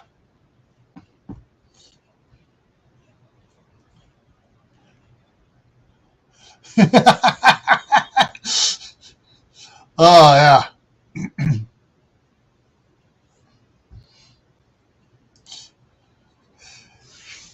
Hey, all right. It's so good. All right. My grandfather knew Walt Disney very well. In fact, a lot of his, Walt Disney, when he wanted to hide stuff, would hide it out. He didn't want to hide it at any of his studio stuff. He'd hide it over at my grandfather's place. And Walt was over there one time when we were doing the haunted house, and had it set up, and my grandfather Rolly walked him over through the back gate into, yeah, my grandsons are doing this. The next week we got an album of the soundtrack for the Haunted Mansion and a letter of permission to use it. Unfortunately, I don't know where that letter of permission is. My mom filed it somewhere, but we had a legal letter of permission to use the soundtrack from the Haunted Mansion. I haven't, all right. When hinges creak in doorless chambers and strange and frightening sounds echo through the halls, wherever candlelights flicker where the air is deathly still, that is the time when ghosts are present, practicing their terror with ghoulish delight. Welcome, foolish mortals, to the Haunted Mansion. And it goes on and stuff. So I got most of that stuff memorized because I used to listen to it probably 30 or 40 times before Halloween, before we started getting stuff up, editing, clipping and stuff, and then listening to it 5 or 6 nights of running our haunted house. But to me, Halloween is not about worshiping it, it's poking fun at it. We poke fun at all these guys here and everything else about Halloween. We make it scary and we poke fun at it. All right, Suzanne, have a good night. And it's getting that late here too. Been up here for 2 hours. Yeah, 2 hours. All right, folks. So hope to see everybody. Those that are late night owls, tomorrow night I'm Gray Man prepping. At 5 minutes to midnight Eastern time, we kick off the midnight ride. At 10 o'clock Eastern on Friday, it will be Friday on the Homestead, and we're going to be picking up picking the teams for it. And the topic is 6 more weeks of winter. We're going to find out whether or not what Punxsutawney Phil says, and we'll be talking about that and what plans people have, and we'll be talking gardening as well a lot there. On Monday, though, here on Camppatton Family Compound, the topic is, what are you willing to give up? What are you willing to give up to have what you want? A homestead, just an extra large garden, greenhouses, whatever it is that you want to have, what are you willing to give up to do that? And that's what we're going to be talking about, is making sacrifices to get to a better place. I can tell you right now, one of the things I'm willing to give up, as much as it pains me, sugar, honey, bread, jam, donuts, pancakes, all that stuff's cut out of my diet now. So that's for some of us, we got to talk about what we're willing to give up to get where we need to be. All right, so everyone, thank you for coming in on this pop-up live. Gear, if you're still awake, thank you. Coming up here. Yeah, he's still awake. He just unmuted. Thank you for coming up here, Gear. I'm not still awake, but I'm awake. Yeah, you're awake. And thank you those who joined up tonight for the weight loss challenge. And put it out in your community tabs that it's coming on, and we're choosing teams on Friday. If they want to get in, they can still get in. And it's all about supporting each other. I am not giving up the bacon, because I have several doctors say the bacon is not bad like everyone says it is. It's actually very good for you if you can get the natural stuff. They don't have all the nitrates and stuff in it for it. You get the naturally cured stuff, not most of the commercial stuff out there. All right, everybody. Thanks a lot, and we will see you later. Take care.